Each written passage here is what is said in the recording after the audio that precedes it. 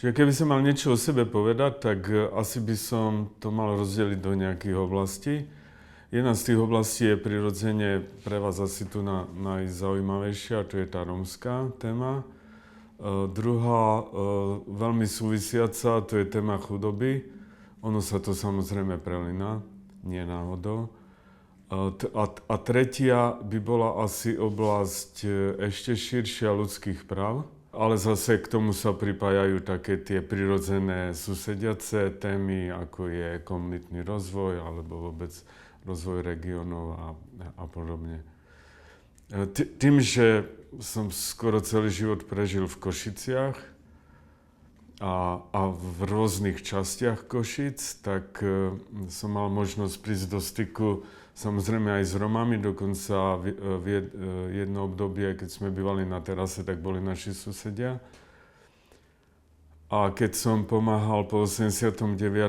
v rôznych tých mimovládnych aktivitách, alebo aj politických, napríklad pre Demokratickú stranu, tak som sa pohyboval po celom regióne, vtedy východoslovenského kraja, neskôr hlavne Košického kraja, a jednoducho sa nedalo v teréne obísť, nevidieť a byť hluchý, slepý.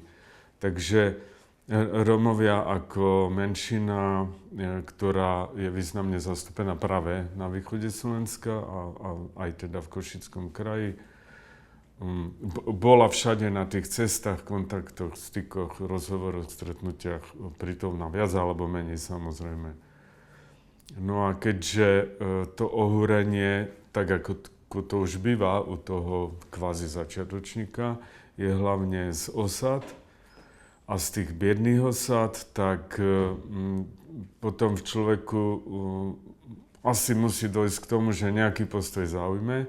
A ten postoj je buď taký ten ignorantský, že to si prestane všímať a utiahne sa do toho svojho sveta a robí si svoje veci, alebo to neignoruje a potom už musí byť nejako aktívny. Tak tá aktivita u mňa sa začala prejavovať tým, že som si vymyslel hneď prvý projektík ešte v 98., ktorý bol na podporu aktivizácie Rómov pred komunálnymi voľbami. Vtedy to boli tie komunálne voľby, ktoré boli zrušené a potom zase na jeseň. No ja som sa snažil tam, kde oni žili, aby jednoducho neboli mimo hry a aby, ak sa aspoň trošku dá, tak sa snažili presadzovať aj v tých komunálnych voľbách. Niekde sa to podarilo lepšie, niekde horšie, ale vôbec to nebolo marné, lebo asi do 100 tých kandidátov na poslancov sa podarilo takto zaktivizovať, však vrátane Luníka 9 vtedy, a vrátane vtedy prvého rómskeho starostu na Luníku 9, ale to bolo hlavne v obciach. Ten Luník 9 bol špecifický, to je mesto. Tak som začal poznať aj osobne Rómov a pobývať u nich. No a už to neprestalo, keby som to mal úplne najjednoduchšie povedať. Ale ak by človek chcel byť v tom nejako legitimný a nie iba nejaký nadšenec, taký ten, privandrovalský, tak bolo treba sa v tom aj odborne nejako vzdelať a preto aj tá sociálna práca a preto rôzne také konferencie, také workshopy, také kurzy, také vzdelávačky, také návštevy, také kadečo. Až to teda prešlo tak ďaleko, že cez rôzne tie mimovládky, kde vtedy najväčšiu úlohu hralo asi ETP, ako najsilnejšia na tom východnom Slovensku v tejto téme. Som bol pri tom, ako sme zakladali komunitné centra, ako sme si vymýšľali kadejaké projekty pre nich a také mikropožičkové schémy a také podporné v rámci zlepšenia ich toho životného stavu alebo pôsobenia, napríklad bývania. Takže preskočím asi teraz veľa tých udalostí. Došlo to tak ďaleko, že dokonca som sa stal aj tým splnomocnencom. Nie ako stranický kandidát, to upozorňujem. To som sa netlačil po nejakej stranickej linke, čiže ako naozaj neutrál. A aj po skončení toho postu som to nenechal len tak, nezavral za sebou dvere, ale naďalej pôsobím v tej téme.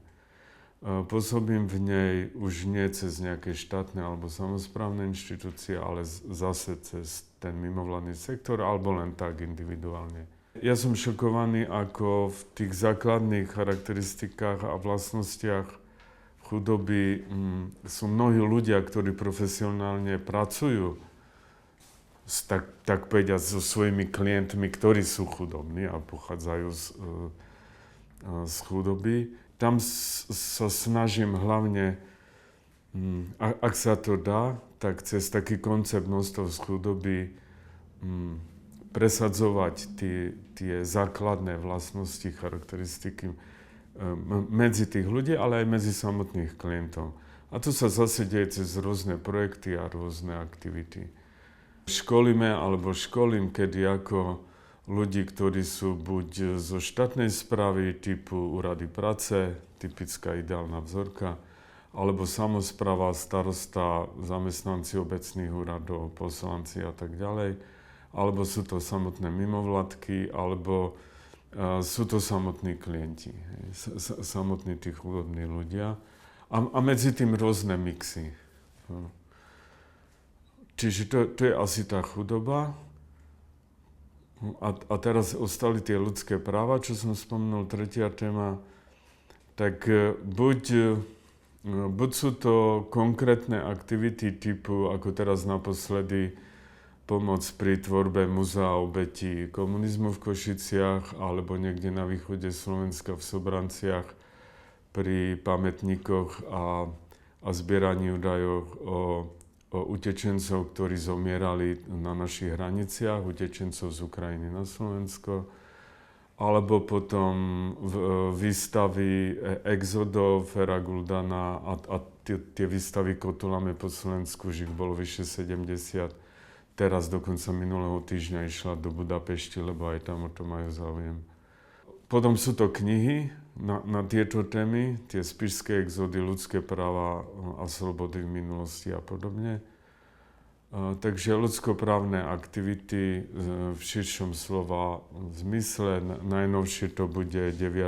septembra z príležitosti holokaustu na Slovensku, židovského holokaustu, tak akcia, ktorú robí Jožko Klemens, zozvolená vo vyše 80 mestách, súčasne náraz spomienka na to. Takže rôzne také drobné akcie, ale aj plno takých tých väčších, konkrétnych.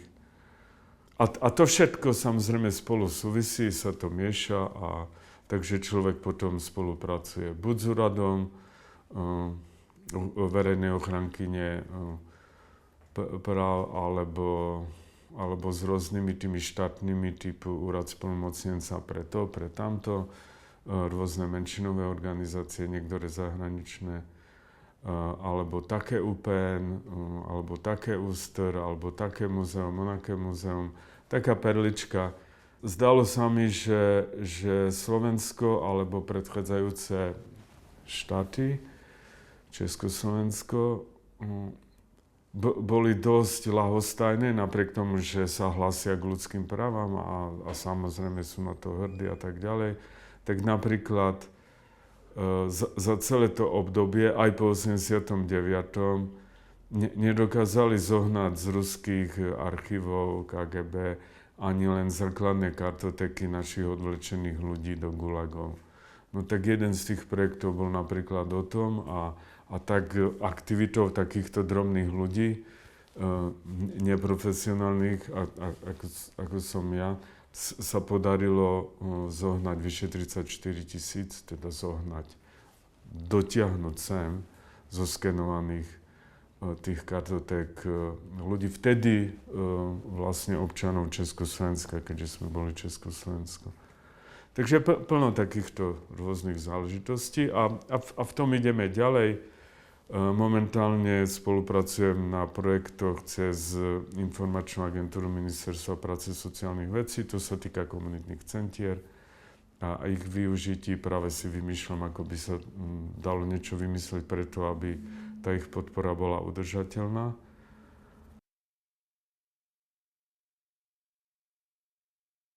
to bolo také dosť obdobie, lebo veľmi rýchle sme sa vtedy dohodli, že tam idem na ten úrad a veľmi rýchle som tam nastúpil kvázi zo dňa na deň, takto v lete, keď už bola rozbehnutá vtedajšia vlády Ivety Radičovej, ale ten úrad bol opustený, tam nebol predchádzajúci splnomocnenec a už x mesiacov to tak rôzne kyslo. Takže bolo treba to celé nejako reštartovať a vyslovene až tak, že tie základné listiny toho úradu sme museli na novo prepísať, celý ten štatút a rozbehnúť tak, aby sa eliminovali tie napätia a rôzne konflikty, čo tam boli. Návšteva finančnej polície tam nejak bola dosť často a taký audit a ono. Takže bolo treba to celé dávať do poriadku. A druhá vec je, že my sme tam neboli veľmi dlho, lebo však boli predčasné voľby potom. Ale za to obdobie sa to podarilo reštartovať, jedna vec. Druhá vec, vtedy takou nosnou témou boli tzv. Lokálne stratégie komplexného prístupu. A tie lokálne stratégie, ktoré boli prvou takou veľkou variantou pokusu o komplexné riešenia problémov v rómskych osadách a obydliach, tak boli viac menej zablokované, alebo už boli aj rozkotulané tie peniaze. Totižto ten úrad nemá výkonnú moc, on je iba poradný a koordinačný orgán. Nie je to právny subjekt, my sme si ani Salvatorku nemohli kúpiť, my sme ani na to nemali peniaze, to všetko sa muselo žiadať a tak. Tie lokálne stratégie boli poschvaľované, ale reálne nefungovali, pretože boli rozdelené medzi 6 operačných programov a úrad ako koordinačný mohol iba prosiť, jednať a nejako tlačiť, ale tým, že ja som nebol politik a nebol som členom nejakých zasadaní koaličných rád alebo čo, tak to nebolo také celkom jednoduché, lebo keď raz vám zástupca ministerstva z tej jeho implementačnej agentúry povie, že ale veď oni sú za to zodpovední a je to v ich kompetencii a nemáte mu čo do toho veľa rozprávať, tak ak jednoducho nebude mať chuť, tak sa s vami bude pohrávať a zdržiavať a naťahovať. Takže bolo treba toto odblokovať, aby sa to spustilo. To bola jedna taká veľká časť agendy. To sa v podstate podarilo a samozrejme s tými ťažkosťami, ktoré vôbec už boli zadefinované v tom, ako to celé bolo nastavené. A to nebolo efektívne nastavené, takže, ale dobre, to, čo sa dalo, tak to bolo to sa urobilo. A druhá taká veľká vec bola, že v rámci EÚ prišlo rozhodnutie, ku ktorému sa aj Slovensko pridalo, koniec koncov všetky krajiny, že každá z nich pripraví strategický dokument integrácie Rómov vo vlastnej krajine. Bolo treba urobiť tú stratégiu, ale na to neboli peniaze, podmienky, nič. Takže bolo treba jednať, hľadať partnerov, že koniec koncov pomohlo také UNDP, taká Svetová banka a proste kadekto iný. Koordinačný poradný orgán, hej? Takže žiadne vlastné zdroje a teraz kde v rozpočet a tak ďalej, kto by bol ochotný, však je tisíc iných dôležitých veci na každom rezorte, nie? No ale tá stratégia sa podarila a dokonca bola vyhodnotená raz ako najúspešnejšia a raz ako spolu so Španielskou. A to boli medzinárodné konferencie alebo priamo Brusel, čiže to dopadlo dobre. Aj ten koncept bol veľmi šťastný, lebo ona bola urobená tak, že bola prvá časť taká tá fixná, ideová a potom tá druhá, to je taká tá, ktorá sa môže meniť. To boli samotné akčné plány. Takže ten štýl bol dobrý a stal sa akýmsi vzorom. A plus sme tými princípmi, ktoré sme tam nadefinovali, tak tie potom prevzali aj tie iné krajiny. Bohužiaľ, ako to už býva, mnohé z nich sa používali alebo argumentovali, a to je jedno, či na európskej úrovni, alebo aj u nás, dogmaticky a tým pádom nie veľmi šťastne, vhodne. Typický príklad je tzv. 3D princípy. Hej. To je typický príklad nepochopenia, byrokracie, neodbornosti, formalizmu a tak ďalej, pretrváva dodnes. Stratégia bola a bola do 2020, teraz sa pripravuje nová, čo zase sa mi zdá, že nie veľmi efektívne, lebo však tá prvá časť už je urobená, treba robiť tie akčné plány, tam je to zaujímavé v teréne, to je to, čo je život a kde sa to mení. Ale to, čo je teraz urobené, je zase niečo ako všeobecná časť a akčné plány ešte nie sú. No tak dobre, uvidíme. A to ešte, na čo sme počas toho krátkeho obdobia, ktoré bolo asi tak rok a pol, necelé 2, lebo veď predčasné voľby už boli v marci a keď ja som nastupoval niekedy v júli 2010 a v marci 2012 alebo aj skôr už boli tie pád vlády odhlasovaní a už to len pol roka sa naťahovalo, takže radovo rok a pol sme tam niečo mohli robiť a robili. Ale dobre, urobili sme aj tie pozitívne príklady z terénu, aj tie nelegálne osady, aj ešte ďalšie veci.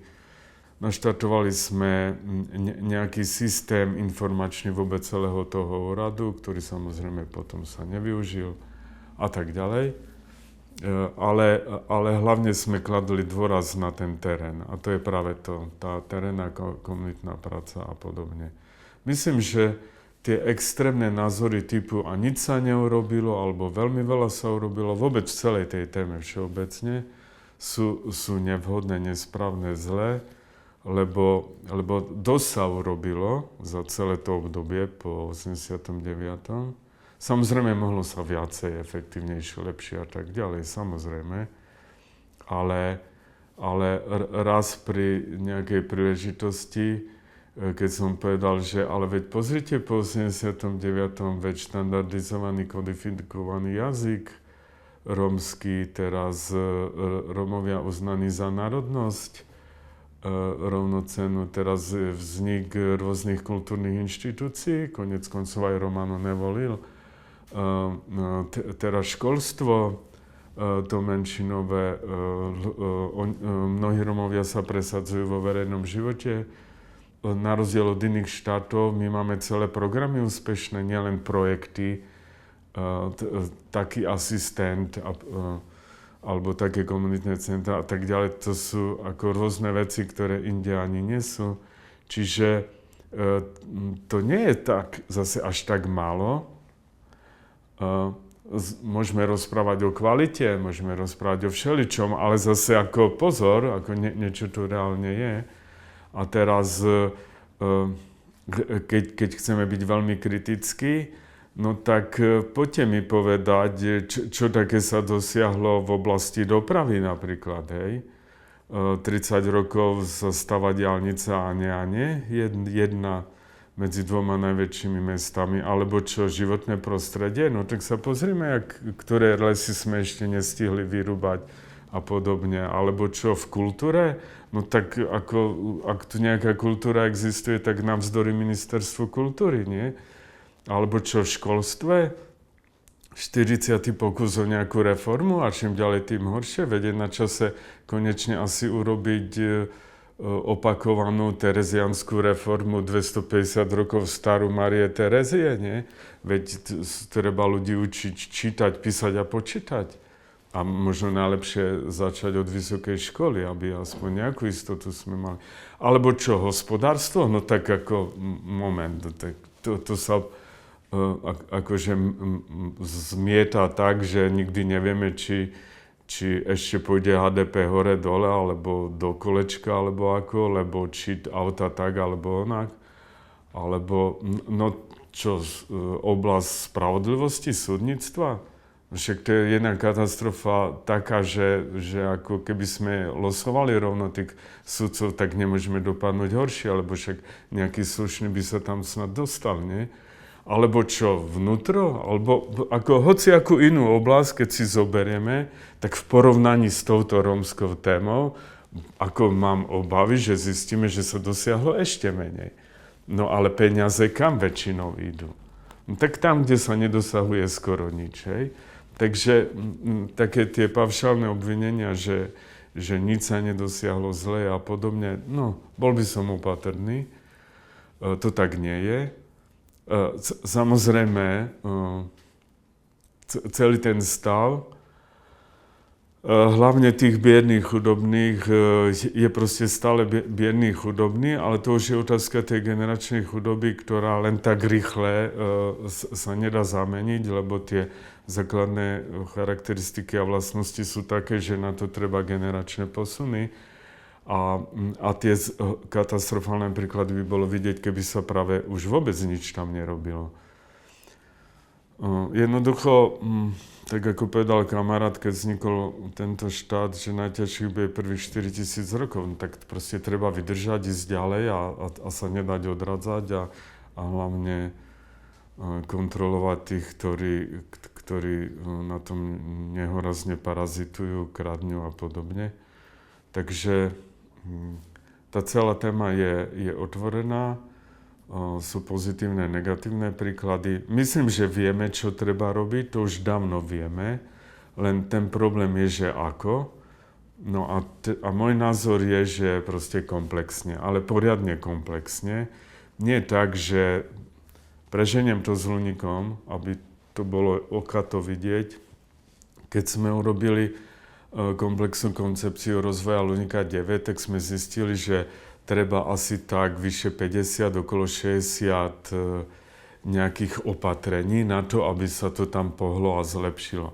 No ale každé to opatrenie je minimálne jeden nejaký projekt poriadny, no ale toľko projektov, tak to je koľko tých otvorených víziev alebo národných projektov alebo zásahov a za aké obdobie, keď sme išli na príslušné tie implementačné agentúry, tak nám povedali, že no tak táto štvrtina požiadaviek vašich v tých opatreniach a návrhu aktivít a projektov, tá už bola za nami, to už sa robilo, to už nebude. Táto štvrtina, táto sa pripravuje, tretia štvrtina, tak táto sa realizuje, skúste sa snažiť zapojiť. Posledná štvrtina, to sa asi naplánuje, to dávajte pozor a buďte pripravení. No ale keď takto funguje reštart alebo komplexné riešenie, tak to je jednoducho na nekonečný čas, to nebude nikdy urobené. Lebo vždy ad hoc. A potom v praxi to vyzerá tak, že najprv je projekt na nejakých pracovníkov v tých pomocných profesiách a keď skončí ten projekt, tak potom je už možno aj výzva na komunitné centra, kde by tí pracovníci mali byť, ktorí už ale nie sú, lebo to už skončil ten projekt a tak ďalej, takéto. A plus ďalšia tá zlá vlastnosť naša je, že sa to všetko robí kampaňovito. A hlavne to padá na tie obce, čiže tí starostovia v snahe mať nejaký výsledok, tak sa chytajú toho, čo ide. No a potom všetci buď opravujú strechy, už či treba alebo nie. Všetci robia projekty pre občianske služby, lebo teraz je taká výzva. Potom všetci chcú zakladať sociálny podnik, lebo teraz je kampaň na sociálne podniky, už či treba, či nie. A tak ďalej. A vždy ako také cvičené opice s dobre vypestovaným tým podmieneným reflexom, čiže skôr ako Pavlovové psy, sa hrnú a robia to, kde práve dávajú peniaze.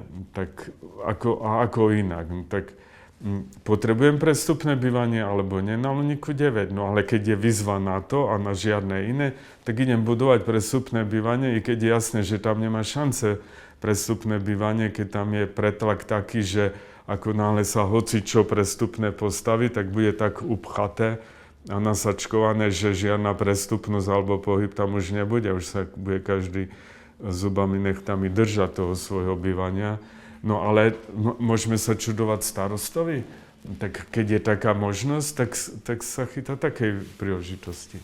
Naozaj som presvedčený, že v tomto novom programovacom období by sa už mal realizovať reálny, zmysluplný, komplexný prístup, pretože v tom predchádzajúcom, dozadu, to boli tie lokálne stratégie, tam to bolo nefunkčné kvôli tomu, že tie jednotlivé aktivity boli rozdelené medzi 6 operačných programov, z ktorých každé malo svoje pravidlá, iné časové nastavenia a tak ďalej. Takže ten žiadateľ, čo je väčšinou obec, to nemôže stíhať, nemôže to ustražiť, nemôže všade uspieť a tak ďalej. Takže sa to svrkne nakoniec na nejaké 2 projektiky úspešné, ktoré ani náhodou nemôžu byť komplexným riešením pre celú tú lokalitu, komunitu, obec. V tomto programovacom období, ktoré práve končí, bola zase iná verzia toho komplexného prístupu, tzv. Tie take-away balíky, ktoré zase neboli šťastné, lebo poprvé boli direktívne vymyslené zhora a boli nadiktované, že čo sa má robiť. Takisto direktívne vybraté obce podľa doteraz neodôvodneného vzorca nejakého kľúča a zase s nepochopením použitý atlas rómskych komunít, čiže neodbornosť na neodbornosť. Výsledkom že niektoré obce od toho ušli, niektoré chceli hneď zmeny, veľakrát to bolo treba opravovať, meniť a tak ďalej. Čiže zase kadečo len nie komplexné. Rôzny chaos s rôznymi výsledkami, samozrejme, niekde lepšie, niekde horšie. Takže v tomto programovacom období, ktoré nastupuje, 21-27, by to už mohlo byť naozaj tak, že tá daná obec má spracovaný celý komplexný ten prístup toho riešenia, kde je proste všetko. A to všetko, čo je samozrejme odborne pripravené, odkonzultované, posúdené, schválené a tak ďalej, tak to všetko tvorí jeden projekt. Jeden a nie 50, 60 v rôznych časoch a tak ďalej. A ten jeden projekt sa realizuje a je pekne časovo zmysluplne nastavený, tie jeho aktivity, dáva to zmysel a výsledkom je, že tá celá komunita, celá tá lokalita, celá tá obec je vlastne reštartovaná, nastavená slušne, poriadne a potom to už treba iba udržiavať, respektíve aktualizovať a rozvíjať umerne tomu, ako ten život prináša zmeny. Však samozrejme ešte nie je koniec sveta, ale už je to niečo úplne iné ako také kampaňovité lepenie ad hoc podľa toho, čo štát ponúka, alebo čo práve teraz je možné cez fondy realizovať, respektíve ako míňať peniaze. Lebo slovo míňanie je dosť frekventované a je hlavne na konci tých programovacích období takouto hlavnou modlou. Už ani nejde o to, že čo robíme, ale koľko míňame tých peňazí, lebo však míňame málo, hej. Samozrejme, tam v tej komplexnosti vyskočí niekde viac to, niekde iné, ale každá obec je iná, čiže každý ten projekt a prístup je iný. A to je zase toho výhoda, lebo to sa nedá všetko vtesnať do nalinajkovanej výzvy niekde z Bratislavy alebo z Brusela. To si musia robiť tí ľudia tam, kde žijú. A niektorí to budú vedieť lepšie, niektorí horšie, ale ako náhle to už niekomu vyjde dobre tak to bude super príklad, dobrý, ktorý už bude ťahať aj tých ďalších, ktorí sa trebárs budú bať, alebo na to nebudú mať odborne, alebo. Ale to už sú technické veci a procesné, organizačné a neviem aké, ktoré majú riešenie, len treba mať chuť do toho ísť. Sú také 4 hlavné oblasti, ktoré ešte pochádzajú z toho obdobia dekády rómskej inklúzie 2005-15, čo sa robilo vo viacerých štátoch, tu na strednej, východnej, ale neskôr aj západnej Európy. A tam to bolo práve to bývanie, zdravie, zamestnanosť a vzdelanie. Tie 4 oblasti sa všade potom prenášajú aj ďalej, takisto aj do tých stratégií. Otázka, že čo je najdôležitejšie, nedáva veľmi zmysel. Stačí si z tých 4, lebo keď si uvedomíme, že ak je človek vzdelaný, tak má lepšiu perspektívu sa zamestnať, lebo má vyššiu kvalifikáciu. Ak je ale zamestnaný, tak má príjem, čiže má lepší predpoklad si zabezpečiť dobré bývanie, ale ak býva, tak má šancu si ustražiť svoje zdravie a proste byť zdravší, ale ak on je zdravý, tak zase má na to, aby vychodil školu a vedel sa aj vzdelať. A sme zase pri vzdelaní, čiže ten kruh sa uzavrel. Inými slovami, nech vy robíte hocičo z toho, nepriamo pomáhate aj tým všetkým iným tým oblastiam. Takže je kvázi jedno, čo robíte, ale to, čo robíte konkrétne v živote, tak budete preferovať to, čo práve v tej danej obci je najakutnejšie a budete voliť túto oblasť. Tým chcem povedať to, že keď raz je niekde žltačka alebo ľudia sú chorí, tak asi ich nebudete hnať na nejaké rekvalifikačné kurzy, lebo sú chorí, tak asi musíte uprednostniť zdravie. Ale keď niekde katastrofálne bývajú a kvôli tomu nič nestíhajú a sú aj chorlaví, tak treba riešiť bývanie. Čiže nie je to tak, že hoci čo, hoci kde a hoci ako, ale práve citlivo podľa podmienok. Ale tá komplexnosť znamená to, že ono to všetko súvisí, takže nakoniec tak či tak riešite všetko a ešte plno iných vecí samozrejme. Raz za čas sa objavuje téma, že čo s kompetenciami úradu a ako ho posilniť alebo ktorým smerom a či pod také ministerstvo onaké a pod toho ministra, toho premiéra alebo koho. Tak ten môj názor je, že naozaj by mal ostať ten poradný a koordinačný. Nemal by sa tlačiť do exekutívy. A teda pochybujem o potrebe posilňovania jeho kompetencií z veľmi jednoduchého dôvodu. A síce z takého, že ak by mal väčšie kompetencie, a až také, že by to trebárs bolo ministerstvo, lebo aj také sú návrhy, čiže do tej exekutívy, čo sú väčšie kompetencie, mať väčšiu moc, peňazí a tak ďalej, tak v tom prípade na tom úrade by sa zákonite vytvorila nejaká sekcia, odbor, alebo už ako by sa to nazvalo organizačne, pre také vzdelanie, alebo pre bývanie, alebo proste pre jednotlivé oblasti, a kultúru a tak ďalej. Inými slovami, ten úrad by sa stal takou malou vládou a pod sebou by mal také tie svoje malé ministerstva. To všetko akože rómske. A tie normálne ministerstva a to všetko ostatné by sa s veľkou radosťou zbavili všetkého, čo súvisí proste s rómskou témou a s Rómami a hádzali by to na ten úrad. Veď oni aj teraz to robia a snažia sa robiť, len to celkom nemôžu, lebo ten úrad nemá tú kompetenciu. A keby len trošku mal, tak už to urobia. Takže výsledkom by bolo, že samozrejme stále by tam bolo málo peňazí, stále by tam bol väčší dopyt, takže nespokojnosť aj s tým úradom. A výsledok v teréne a v živote, že ešte väčší náraz tej vzdialenosti medzi väčšinou a menšinou rómskou. Hej? Lebo veď chcete niečo, alebo máte nejaký problém, čo tam máte úrad? Choďte si to tam riešiť. A my sme tu a vy ste tam. To je strašne nebezpečné. Skôr opačne to je.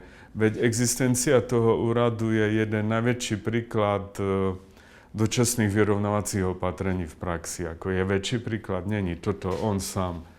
A on vznikol historicky, lebo sme vstupovali do EÚ a mali sme také a také problémy.